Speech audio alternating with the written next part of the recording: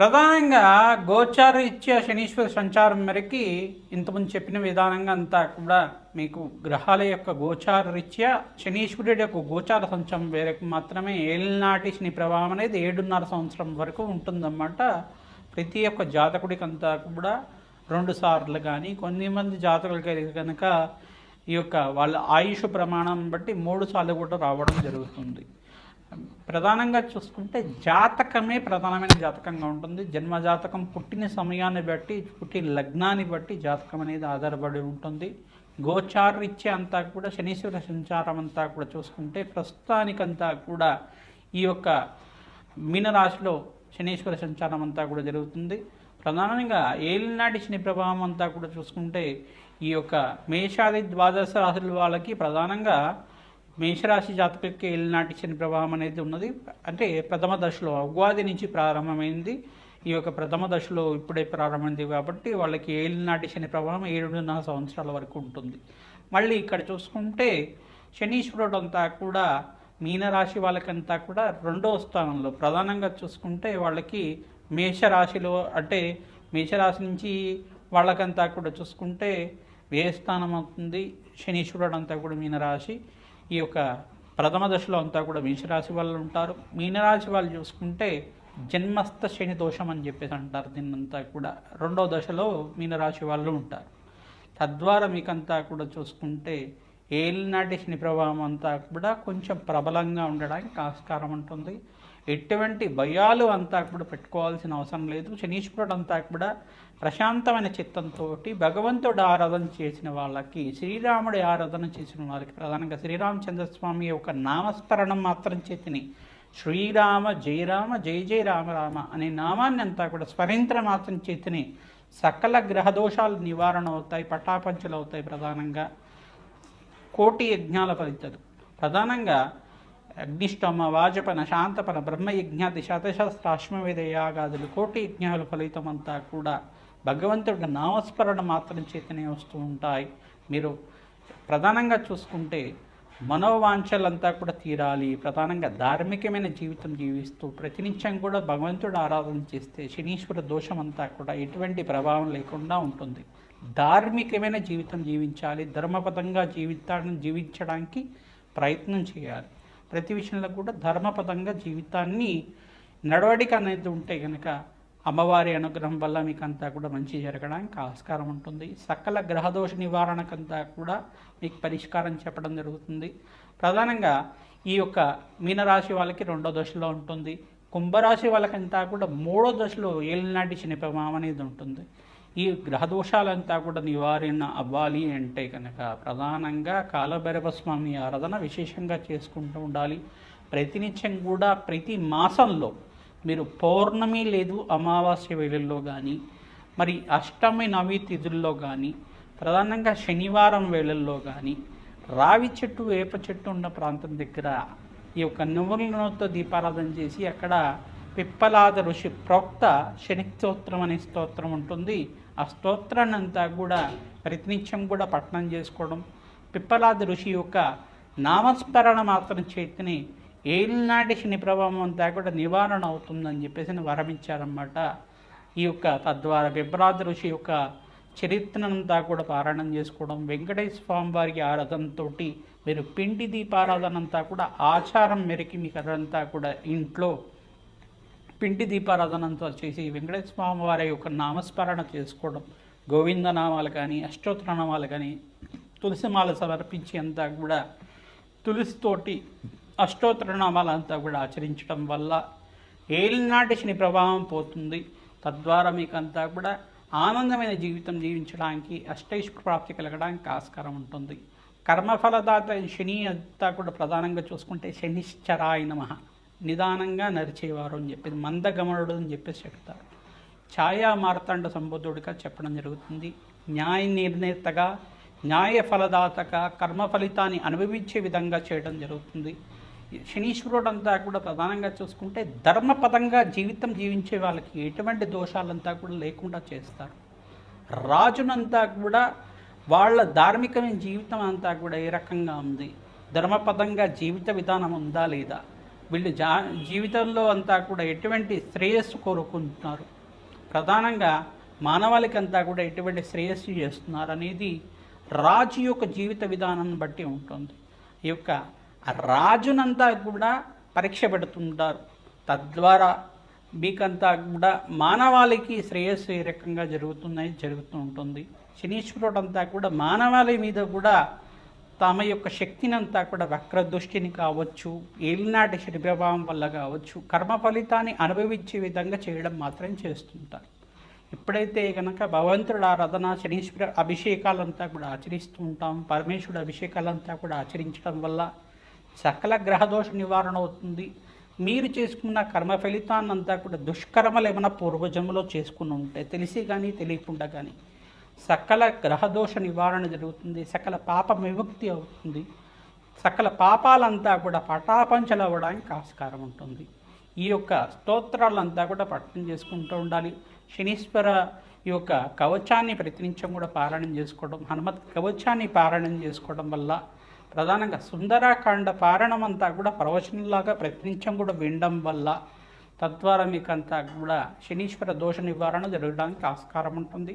ప్రధానంగా బాలకాండని, రామాయణంలో బాలకాండనంతా కూడా వినడం వల్ల మీకు సకల గ్రహదోష నివారణ అవడానికి ఆస్కారం ఉంటుంది. సీతారాముల కళ్యాణ ఘట్టానంతా కూడా ప్రతినిత్యం కూడా పారాయణం చేసుకోవాలి. ప్రధానంగా సీతారాముల కళ్యాణం అంతా కూడా ఏ రకంగా జరిగిందని ప్రవచనంలాగా వింటూ ఉండడం వల్ల ఏలినాటి శని ప్రభావం అంతా కూడా నివారణ అవుతుంది, సంతాన అభివృద్ధి కలుగుతుంది, సత్సంతాన యోగం కలుగుతుంది, శీఘ్ర కళ్యాణ యోగం కలగడానికి ఆస్కారం ఉంటుంది, వంశాభివృద్ధి కలగడానికి ఆస్కారం ఉంటుంది, అష్టైశ్వర ప్రాప్తి కలగడానికి ఆస్కారం ఉంటుంది. ఇటువంటి పారాయణాలు చేసుకోవడం వల్ల అష్టైశ్వర ప్రాప్తి కలుగుతుంది. తిలహోమం అనేది చేస్తూ ఉంటారు. ప్రధానంగా పురుష సూక్త విధానంగా మూలమంత్ర సహితంగా ఈ యొక్క కాలభైరవ శాంతి హోమాది కార్యక్రమాలు కానీ, ప్రత్యంగరాదేవి హోమాది కార్యక్రమాలు కానీ, ప్రధానంగా మహాకాళి మూలమంత్ర సహితంగా కాలభైరవ శాంతి హోమాది కార్యక్రమాలు కానీ, దత్తాత్రేయ శాంతి హోమాది కార్యక్రమాలు కానీ ఆచరించడం వల్ల ఏలినాటి శని ప్రభావం అంతా కూడా నివారణ అవ్వడానికి ఆస్కారం ఉంటుంది. ప్రధానంగా హనుమతారాధనలో భాగంగా ప్రతినిత్యం కూడా సింధూరాభిషేకాది కార్యక్రమాలు, వడమాల సమర్పించడం, నాగవల్లి దళార్చన పూజ అంతా కూడా ఆచరించడం, అరటి పళ్ళంతా కూడా స్వామివారికి నివేదన చేసి అరటి పళ్ళతో అష్టోత్తర నామాలు, సహస్రనామాలతో చేసి ఆ అరటి పళ్ళంతా కూడా స్వామివారికి నివేదన చేసి ఆ అరటి పళ్ళతోటి హోమానంతా కూడా ఆచరించడం, మూలమంత్ర సహితంగా శ్రీరామ మూలమంత్ర సహితంగా హనుమత్ మూలమంత్రంతో సంపుటితం చేసుకొని హోమానంతా కూడా ఆచరించి ఆ అరటి పళ్ళంతా కూడా నివేదన చేసిన అరటి పళ్ళని కూడా భక్తులకి పంచడం వల్ల మీ జాతకరీత్యా ఉన్న సకల గ్రహదోష నివారణ అవుతుంది. మన్య సూక్త పారాయణం ఆచరించాలి. తద్వారా పవమాన సూక్త పారాయణం ఆచరించడం వల్ల సకల గ్రహదోష నివారణ అవుతుంది. తద్వారా అష్టైశ్వర ప్రాప్తి కలగడానికి ఆస్కారం ఉంటుంది. శ్రీరామ జయ రామ జయ జయ రామ రామ నామాన్ని ప్రతినిత్యం కూడా నామాన్ని స్మరణం చేయండి. తద్వారా నామస్మరణ చేసుకుంటూ హనుమత్ ఆలయంలో ప్రదక్షిణాలు చేయడం, ప్రధానంగా శ్రీరామచంద్ర స్వామి ఆలయంలో కూడా ప్రదక్షిణాలు ఆచరించడం, ప్రతినిత్యం కూడా నవగ్రహాలకి 27 ప్రదక్షిణాలు చేయడం వల్ల మంచి పుణ్యం కలుగుతుంది. సకల గ్రహదోష నివారణ అవుతుంది. ఏలినాటి శని ప్రభావం, అర్ధాష్టమ శని ప్రభావం అంతా కూడా నివారణ అవడానికి ఆస్కారం ఉంటుంది. ప్రధానంగా ధనుస్సు రాశి జాతకులకంతా కూడా చూసుకుంటే దృష్టి అనేది పడింది. ప్రధానంగా దశమ దృష్టి అంతా కూడా ధనుసు రాశి జాతకులకంతా కూడా పడింది. సప్తమ దృష్టి అంతా కూడా కన్యారాశి వాళ్ళకంతా కూడా పడింది. ఈ గ్రహదోషాల నివారణ అంతా కూడా కలగడానికి మీకు అంతా కూడా గ్రహదేవతల అనుగ్రహం కావాలి. ప్రధానంగా శనీశ్వరుడంతా కూడా మీకు అనుగ్రహించడానికి ప్రతినిత్యం కూడా శనీశ్వరుడికంతా కూడా ప్రీతికరంగా శనీశ్వరుడికి ఈ యొక్క తైలాభిషేకము, తిలదానం చేయించుకోవడం వల్ల శుభమైన ఫలితాలు పొందడానికి ఆస్కారం ఉంటుంది. తద్వారా మీకు కర్మ ఫలితాన్ని నుంచి బయటపడి అదృష్ట యోగం కలిసి రావడానికి శనీశ్వరుడు అనుగ్రహం, ఆశీర్వాదం వల్ల మంచి ఫలితాలు పొందడానికి ఆస్కారం ఉంటుంది.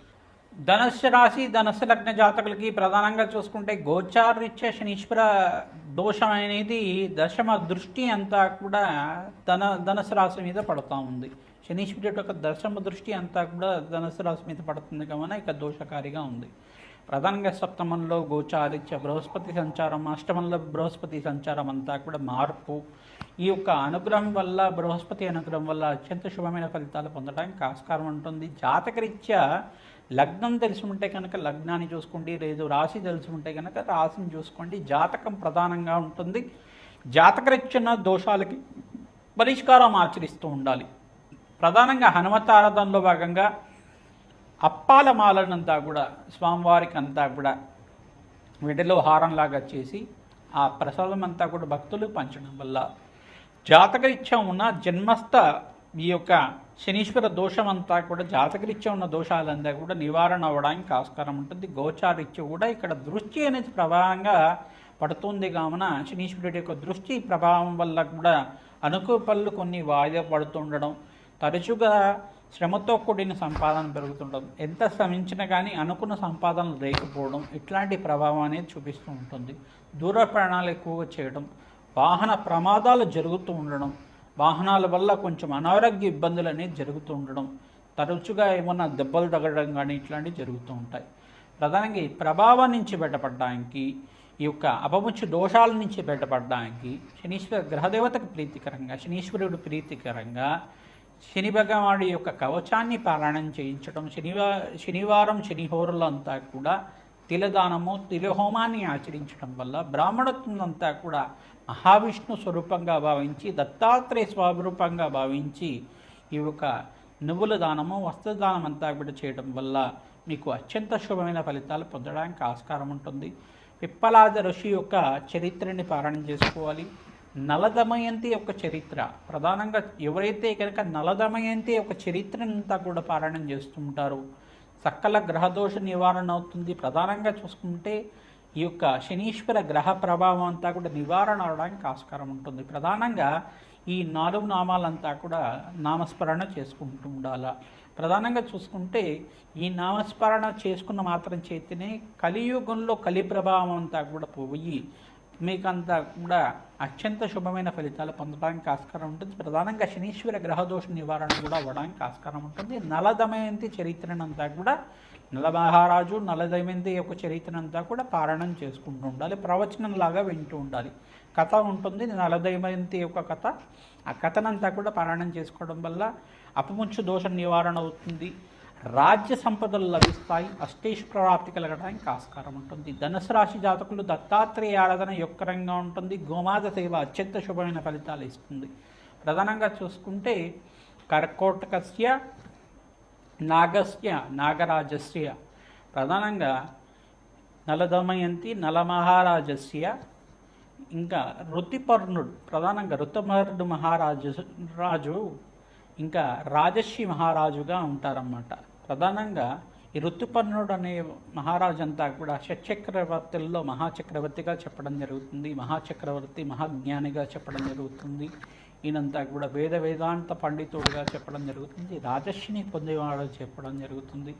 ప్రధానంగా ఋతుపర్ణుడు నామస్మరణ చేసుకోవడం, కర్కోటకుడు నాగరాజుని, తర్వాత నలదమయంతుని నలమహారాజుని నామస్మరణ చేసుకోవడం మాత్రం చేతనే కలి ప్రభావం అంతా కూడా నాశనం అవుతుందట. తద్వారా మీ జాతకరీత్యా ఉన్న శనీశ్వర గ్రహదోష నివారణ కూడా అవుతుంది. తద్వారా జాతకరీత్యా ఉన్న దోషాలే కాకుండా జన్మాంతరమైన మహాపాపాలన్నీ కూడా పాటాపంచలన్నీ కూడా అవ్వడానికి ఆస్కారం ఉంటుంది. మహాపాతకాలంతా కూడా నివారణ అవుతుంది. కర్కోటకుడు ప్రధానంగా నాగరాజు, తర్వాత నలదమయంతి, నలమహారాజు, ఋతుపర్ణుడు వీళ్ళంతా కూడా అత్యంత శుభమైన ఫలితాలు ఇచ్చేవాళ్ళు. కావున ప్రతినిత్యం కూడా ఈ 4 నామాలంతా కూడా నామస్మరణ మాత్రం చేతనే మీకంతా కూడా శుభమైన ఫలితాలు పొందడానికి ఆస్కారం ఉంటుంది. శ్రీమాత్రే నమః. దత్తాత్రేయ నమః. శనీశ్వరాయ నమః.